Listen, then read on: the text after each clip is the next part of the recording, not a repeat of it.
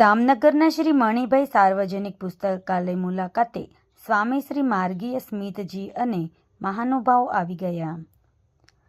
દામનગરમાં સાહિત્ય જગતની પ્રસિદ્ધ સંસ્થા એટલે શ્રી મણિભાઈ સાર્વજનિક પુસ્તકાલય. અહીંયા ક્રાંતિકારી સ્વામી શ્રી માર્ગીય સ્મિતજી સાથે મહાનુભાવો આવી ગયા.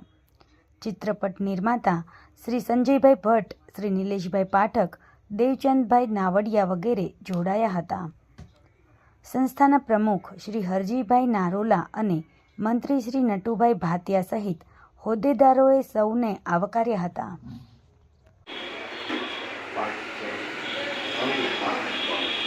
હવે નટવરભાઈને કહીએ કે જીપીએસસીના સેટ વધારે લાવે અને છોકરાને વાંચતી વખતે તમે માસ્ટરની પણ મા બનીને પ્રેરણા સારું લાગે છે એવી વ્યક્તિને અમે શોધીએ છીએ, એના નાના પ્રોગ્રામ બનાવીએ છીએ અને એમાંથી અમારી એક ટીમ બનાવી છે. ટીમ તો ન કહેવાય, કમિટી બનાવી છે 11 લોકોની. એ ફાઇનલ કરે એ લોકોને સન્માન કરીએ છીએ અને સોસાયટીમાં રૂપિયા આવે.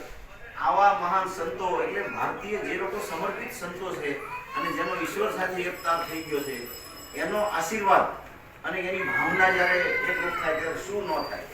એમણે સંકલ્પ કર્યો કે મારા દેશમાં ઈશ્વરની પ્રાપ્તિ કરતા આવતીકાલે મારે એને કેવું પડે બેસ છે એવું સ્વાભિમાન પેદા કરશે. એ જ તમારા દામનગરનું પ્રોગ્રામ. તમારા ગામનો એક ડીએસપી હોય તો આપણે કહીએ ને બરોડામાં છે અમારો વાળો. હા એમ થઈ ને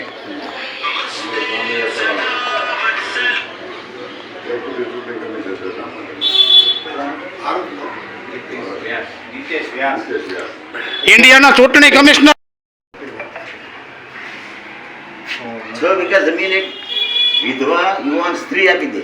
અને કેટલી મોટી વાત છે, તમે વિચારો કરો. આપણે બટકામાં બટકો દેવો હોય તો 4 જણા પૂછવું પડે. પછી ભાઈ સ્વામીજીએ કોઈ દાડ લક્ષ્મીને હાથે નહીં લગાવ્યો. હા, એમણે એના જીવનમાં ક્યારે લક્ષ્મીને સ્પર્શ નથી કર્યો. એટલે આવા વ્યક્તિત્વ જે હયાત છે ને એના હિસાબે જ આ પૃથ્વી ટકી છે એમ આપણે કહી શકાય.